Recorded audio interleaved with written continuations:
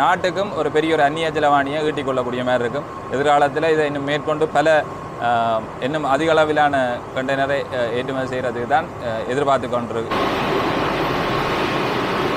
விவசாயிகள ஆர்வமும் உத்வேகம் தான் இதை மேற்கொண்டு பல மடங்காக அதிகரிக்கிறதா இல்லையா என்பதை தீர்மானிக்கப்படும். இது கிழமையில இருந்துட்டு தான் எங்களுக்கு இந்த வேலை வரும். என்னென்னு சொன்னால் நாங்கள் பொத்தி வந்தோடனே பொத்தி விரிய முதலே போல் பேக் இடுவோம், பொழுத்தின்னு போட்டுருவோம்.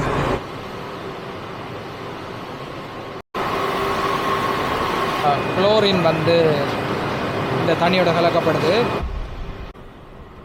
அனைவருக்கும் வணக்கம். இப்போ யாழ்ப்பாணத்தில் நிலாவர் என்ற இடத்துல நிற்கிறோம். இந்த இடத்துல எங்களோட இடத்துல உற்பத்தி செய்யப்படுற வாழை உற்பத்திகளை அதாவது வாழைப்பழம் இந்த மாதிரி இதுகளை ஒரு 12 தொழிற்சாலைகள் ஆரம்பிச்சிருக்கணும். இது கைத்தொழில் அமைச்சு மற்றது விவசாய நவீனமயமாக்கல் திட்டம் என்ற போட் ஒன்று இதில் காணப்படுது. பார்த்தீங்கன்னா தெரியும் என்னென்ன ப்ரோக்ரஸ் இந்த இடத்துல நடக்குதுன்னு நான் உங்களுக்கு போய் பார்க்க போகிறோம். இப்போ Jaffna organic farmers company limited இருக்குது. இது இந்த எங்கட இடத்துல உற்பத்தி ஆகிற வாழைப்பழங்களை பதப்படுத்துகிற மாதிரி ஒரு தொழிற்சாலை. நான் இந்த திட்டத்தின் இந்த வாழைக்குரிய கொத்தனி இணைப்பாளராக செயற்பட்டு கொண்டிருக்கிறோம். விவசாய நவீனமயமாக்கல் திட்டத்திட்ட ஒவ்வொரு கொத்தனி என்று சொல்லுவோம். இதில் வாழை கொத்தனிக்குரிய கொத்தனி இணைப்பாளராக செயற்பட்டு கொண்டிருக்கு. என்னுடைய பேர் சதீஷ். அடுத்த கட்டம் இப்போ நாங்கள் பிரதானமாக இப்போ நாங்கள் எங்களோட நாட்டுக்கும் பிரதானமாக தேவைப்படுறோம் இந்த ஏற்றுமதியை ஊக்குவிக்கிறது. அப்போ இதை கட்டாயம் ஏற்றுமதி செய்யறதுக்கு அரசாங்கம் முனையும். அதே மாதிரி எங்களோட விவசாயிகளுக்கு ஒரு நிரந்தர விலை ஒன்று கிடைக்கும். அது பெரிய ஒரு உதவியாக இருக்கும். அதே மாதிரி இப்பொழுது நின்று கொண்டிருக்கிற இடம் விவசாய நவீனமயமாக்கல் திட்டம் விவசாய அமைச்சு கீழாக நடைமுறைப்படுத்தப்படுகின்ற விவசாய நவீனமயமாக்கல் திட்டத்தின் கீழ் நிர்மாணிக்கப்பட்டுள்ள கதலி வாழை பதனிடல் மற்றும் பொதியிடல் நிலையம். இது அமைந்துள்ள இடம் நிலாவரை கிணற்றுக்கு நேரே எதிரே அமைந்துள்ளது.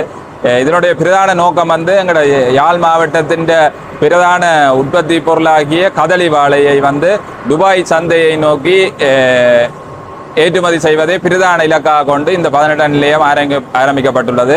முதலாவது தொகை கிட்டத்தட்ட ஒரு 3 கிழமைகளுக்கு முதல் நாங்கள் ஒரு தொகுதி வாழைப்பழங்களை துபாயை நோக்கி அனுப்பியிருந்த நாங்கள் தொடர்ச்சியாக விவசாயிகளோட பங்களிப்போடையும் அந்த ஏற்றுமதிக்குரிய தரத்தை நாங்கள் உருவாக்கி கொண்ட இலகுவா துபாய் ஏற்றுமதி சந்தையை எங்களுடைய யாழ்ப்பாண கதலி வாழை அலங்கரிக்கும் என்றதில் எந்தவித சந்தேகமும் இல்லை.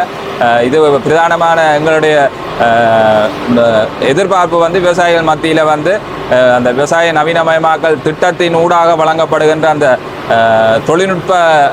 தொழில்நுட்பங்களை தங்களுடைய களங்களில் சரியான முறையில் பிரயோகிப்பதன் மூலம் அதிகளவான வாழைப்பழங்களை யாழ்ப்பாணத்திலிருந்து நாங்கள் ஏற்றுமதி செய்யக்கூடியதாக இருக்கு.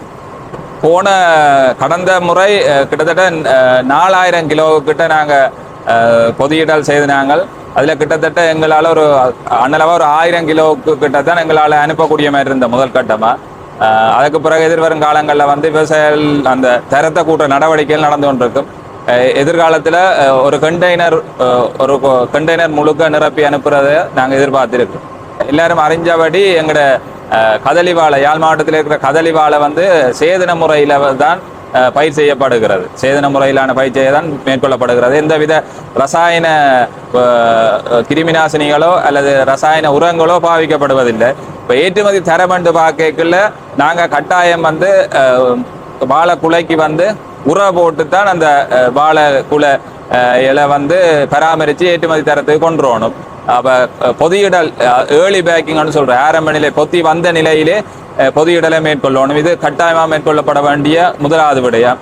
அடுத்த விடயம் என்னென்னா எங்களோட ஏற்றுமதி தரத்துக்கு பழங்கள நீளம் கிட்டத்தட்ட பிற்பக்கமாக அளந்தோம்னா கிட்டத்தட்ட 12 சென்டிமீட்டர் நீளமாக இருக்கும். அப்போ அந்த முழு குலைன்ற முழு காய்களும் அந்த 12 சென்டிமீட்டர் நீளத்தை அடைகிறதுக்காண்டி கீழே நாங்கள் பொத்தி முறித்து கிட்டத்தட்ட கீழே ஒரு 3-4 சீப்புகள் பூஞ்சீப்புகள்னு சொல்லுவோம். அதை அகற்றுவதன் மூலம் அந்த தரத்தை அடைஞ்சு கொள்ளலாம்.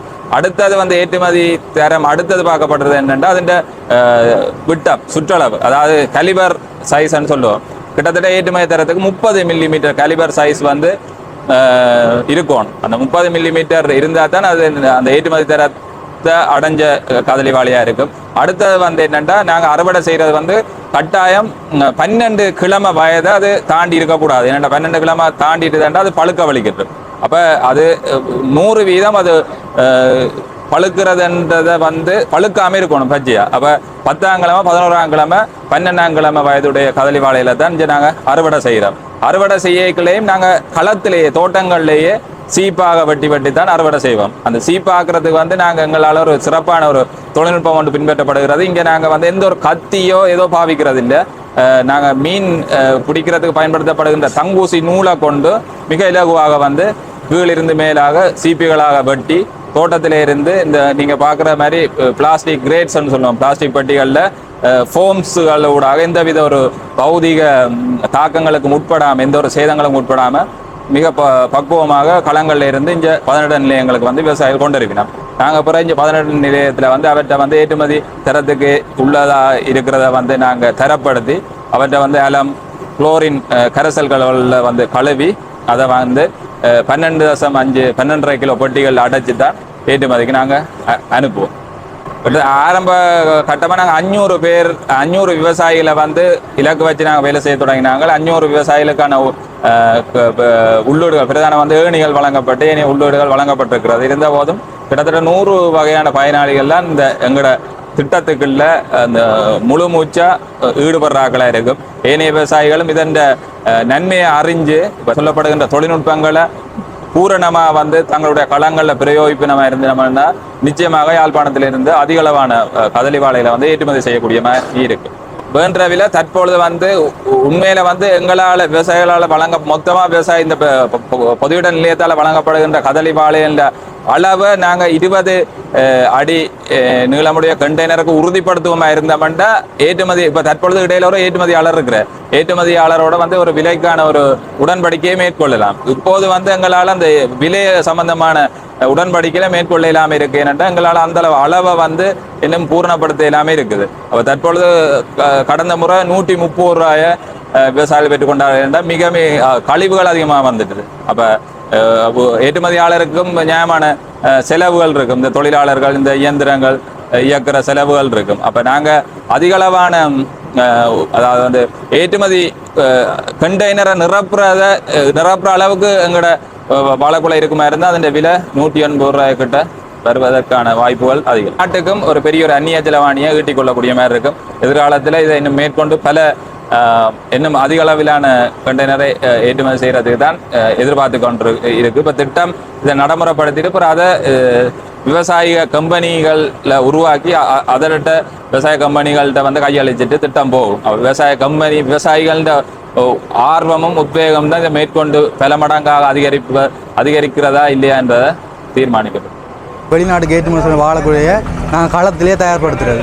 கிட்டத்தட்ட ஒரு வாழைக்குலை ஏற்றுமதி செய்யணும்னா 3 மாதத்துக்கிட்ட நாங்கள் களத்தில் தயார்படுத்தி ஆனால் இந்த சென்டருக்கு ஏற்றுமதியான இந்த சென்டருக்கு வருது. விவசாயிகள்லாம் கொண்டு சேர்க்கணும். நாங்கள் அதில் மெயின் தொழில்நுட்ப அறிவியல் கொடுக்குறது விவசாயிகளுக்கு நாங்கள் சொல்கிறோம். தொழில்நுட்ப அறிவின்படியாக செயற்படுத்துவோம். அந்த வாழைக்குலை அந்த வேலைக்குள்ள நாங்கள் ஏற்றுக்கொள்ளப்படும். இங்கே இதில் என்னென்னு சொன்னால் நாங்கள் பொத்தி வந்தோடனே பொத்தி விரியும் போதே பேக் இடுவோம். பொலித்தீன் போட்டுருவோம். பொலித்தீன் போட்டு ஒரு கிழமைக்குள்ளே எல்லாம் விரிஞ்சு வந்தோடனே பொத்தி உடைப்பம் தானே. பொத்தி உடைக்கும் போது 4 சீப்பு 3 அல்லது 4 சீப்பு அகற்றுவோம். என்னென்னு சொன்னால் நான் இதுக்கு ஏற்றுமதிக்கான கலிவர் சைஸ் இருக்குது. 2 சைஸ் இருக்குது கலிவர். என்னென்னு சொன்னால் காய் முத்தினா அப்புறம் இந்த 2வது சீப்பில் இந்த கலிவர் சைஸ் பார்ப்போம். இந்த கலிவர் சைஸுக்குள்ள காய் மட்டும்தான் ஏற்றுமதிக்கு எடுக்கப்படும். மற்றது காயின் நீளமும் பார்ப்போம். 12 சென்டிமீட்டர் நீளமுடைய காய் மட்டும் தான் ஏற்றுமதிக்கு எடுக்கப்படும். அப்போ கீழ் பூன் சீப்பெல்லாம் 12 சென்டிமீட்டருக்கு வராது. வந்த காயை நாங்கள் ஆரம்பத்தில் அகற்றி விட்டு அதுக்குரிய போசனை எல்லாம் மேல் காய்க்கு வந்து மேல் காய் ஃப்ரெஷ்ஷாகவும் நீளமாகவும் நல்ல காயாக வரும். ஏற்றுமதிக்கு ஏற்றக்குள்ளையாக வரும். அதில் மட்டும் நீலக்கலை பொழுத்தினர்கள் இதுன்றதால ரவுளித்த செயற்பாடு கூடிய விதம் நடைபெறும் நீல பொழுத்தினுக்கு. அதுக்கு தான் அந்த நீல பொழுத்தினுற காரணம். இப்போ ஃபார்மஸ் தான் அதுக்குரிய கிரேட் ரேஞ்சு இருக்குது. இந்த கிரேட்டாவில் தங்களுக்கு முதல் காவஸ் பண்ண முதல் நாளே தங்களோட குலைக்கு எத்தனை பொட்டி வேண்டாவில் தங்களுக்குரிய வந்து எடுத்துகிட்டு போயினோம். மற்ற இதுக்கு போம்ஸ்ன்னு சொல்கிறது வெளில பேக் அதில் வச்சு தான் அண்டாமல் கொண்டு வரணும். குழந்தையில் வச்சு இதில் ஃபுட்டெக்ஸ் ஆஃபீஸர் இருக்கார், பழமேசி அதிகாரின்னு இருக்கிறார். அவர் இதிலேருந்து அவர் வெயிட் பார்க்குறதல் விவசாயம் ரெக்கார்ட் எடுக்கிறான்னு அவர்கிட்ட வேலை. இதுலேருந்து வெயிட் பார்த்து உள்ளுக்கு போகும். அடுத்தா இதில் வேலை செய்கிற ஆக்கள் இதுலேருந்து காய் எடுத்து தங்களோட கையில் வைத்து தரம் பார்த்து நல்ல காய். இதில் அலமன் சொல்கிற ஒரு பதார்த்தம் இருக்கிற தண்ணிகளை கலந்துருக்கு. அதில் போட்டு கழுவிட்டு அங்காளி தொட்டிக்குள்ள குளோரின் போட்டு தண்ணி இருக்குது, இதுலேருந்து அங்கே கழுவிட்டு அதிலேருந்து இந்த பெலிட் மூலம் ஒவ்வொரு சீப்பாக கழிந்து வைக்கப்படும். இதுலேருந்து இந்த ப்ரெஷருக்குள்ள அங்கால போய் இதுலேருந்து காயப்படுத்துகிற இந்த ப்ரெஷருக்குள்ள ஏர் இது மூலம் காயப்படுத்தி இதுக்குள்ள அப்படியே பெலிட் மூலம் போய்கொண்டிருக்கும். அதில் 2 சைட்டும் வேலையாட்களுக்கு இருந்து ஒவ்வொரு மேசையிலையும் வெயிட் போட்டு எக்ஸ்போர்ட்டுக்குன்னு சொன்னால் ஒரு கிரேட்டுக்குள்ள 12.5 கிலோ தான் வைக்கலாம். இதை வெயிட் போட்டு ஒவ்வொரு கிரேட்டுக்கும் 12.5 படி வாழைக்குள்ளையை வச்சு பாக்ஸ் போட்டு அங்கே அழைச்சி அப்படியே கண்டெய்னருக்குள்ள அனுப்புறது. அனுப்பி கண்டெய்னர்லேருந்து 14 நாள் கடல் பயணம் மூலம் தான் கரெக்டாக இருக்குது துபாய்க்கு சென்றுடுது. அதுக்காண்டி தான் நாங்கள் இது என்ன சொன்னோன்னா 3 மாதத்துலாம் வாழைக்கணும் நம்மளை வெட்டுறது எல்லாருக்குமே தெரியும். அது நாங்கள் 2.5 மாதத்துலேயே வெட்டிடுவோம். 2.5 மாதத்துல 2 மாதமும் அங்கே ஒரு 1 கிழமையில வெட்டிடுவோம். எங்கள்ட வேற கணக்கில் சொல்ல போனால் இப்போ 12 வாரம் நாங்கள் 10 வாரத்துலேயே வெட்டிடுவோம். வெட்டினா அந்த 2 வாரம் பழம் கண்டெய்னரில் இருக்குது. இது வந்து கிழமையில் இருந்துட்டு தான் எங்களுக்கு இந்த வேலை வரும். ஒரு நாள் வரும் கிழமையில். இங்கே வந்து வேலை செய்கிறதால எல்லாரும் சேர்ந்து செய்கிறதால சந்தோஷமாக இருக்கிறோம். இனி வந்து இதில் வந்து ஈஸியாக வேலை பார்க்கக்கூடிய மாதிரி இருக்குது எங்களுக்கு. மற்றது வந்து எல்லாரும் ஒரு ஒற்றுமையாக நின்று செய்யக்கூடிய மாதிரியும் இருக்குது. எத்தனை பேர் வேலை செய்றீங்க? நாங்கள் 9 பேர் வேலை செய்ய இன்றைக்கு வேலை பண்ணினாங்க. இந்த வேலையை பொறுத்து வாரத்தை பொறுத்து தான் ஆக்களை போட்டு செய்கிறது. அதுக்கப்புறம் வந்து விரும்பினாக்கள் ஓட்டி செய்யலாம். நன்றி.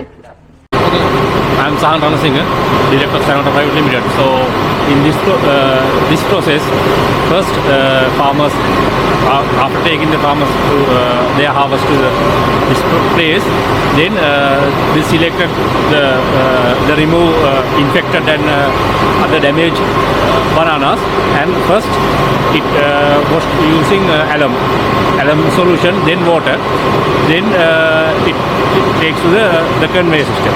In the conveyor system, it totally dried using heated air flows and normal high speed air flows. After that, in this section, they'll select and pack in the boxes.